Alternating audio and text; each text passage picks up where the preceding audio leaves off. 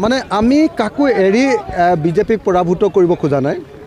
আমি সকলোৱে মিলি ঐক্যবদ্ধ হৈ মানে বিজেপিক পৰাভূত কৰিবৰ কাৰণে সদায় চেষ্টা কৰি আহিছোঁ। মই সেইকাৰণে বাৰম্বাৰ কৈ আছোঁ, আপোনালোকে নিশ্চয় লক্ষ্য কৰিছে যে উপনিৰ্বাচনো আমি একেলগে খেলিব লাগে, MP ইলেকশ্যনো আমি একেলগে খেলিছিলোঁ আৰু আমি কৈছিলোঁ যে পঞ্চায়ত নিৰ্বাচনো একেলগে খেলিব লাগে।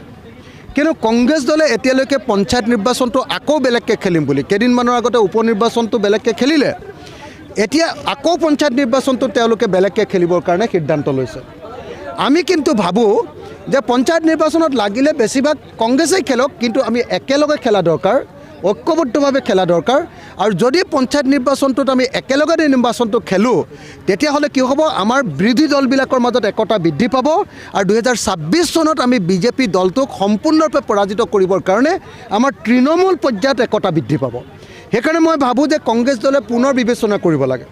কংগ্ৰেছ দলে অকলে পঞ্চায়ত নিৰ্বাচন খেলাৰ হঠকাৰী সিদ্ধান্তটো বন্ধ কৰিব লাগে আৰু কংগ্ৰেছ দলে অকলে পঞ্চায়ত নিৰ্বাচন নেখেলি সকলো বিৰোধী দলে ঐক্যবদ্ধভাৱে পঞ্চায়ত নিৰ্বাচন খেলিব লাগে। কেৱল আৰু কেৱল তেতিয়াহে আমাৰ মাজত ইউনিটি বৃদ্ধি পাব, আমাৰ মাজত একতা বৃদ্ধি পাব আৰু তেতিয়াহে বিজেপি বিৰোধী যিটো আমাৰ একতা, আমাৰ ইউনাইটেড ফ্ৰণ্ট, এইটো অধিক গপগপীয়া হ'ব, অধিক শক্তিশালী হ'ব। নাই, ৰাইজৰ দলে প্ৰস্তাৱ দিছিলে যে আমাৰ দুয়োটা আঞ্চলিক দল আমি একলগ হ'ব লাগে, কিন্তু অসম জাতীয় পৰিষদে সন্মতি প্ৰকাশ কৰা নাই। এতিয়া অসম জাতীয় পৰিষদে কৈছে যে তেওঁলোক একলগ নহয়, গতিকে আমাৰ ক'বলগীয়া একো নাই। আমি একলগ হোৱাটো বিচাৰিছিলোঁ, কাৰণ আঞ্চলিক শক্তিবিলাক ঐক্যবদ্ধ হ'লে তেতিয়াহ'লে বিজেপিক খেদিবৰ কাৰণে, বিজেপিৰ পৰা অসমক বচাবৰ কাৰণে, সাম্প্ৰদায়িক ৰাজনীতিৰ পৰা অসমবাসী ৰাইজক বচাবৰ কাৰণে সুবিধা হ'লহেঁতেন। কিন্তু অসম জাতীয় পৰিষদে ঐক্যবদ্ধ হ'ব খোজা নাই।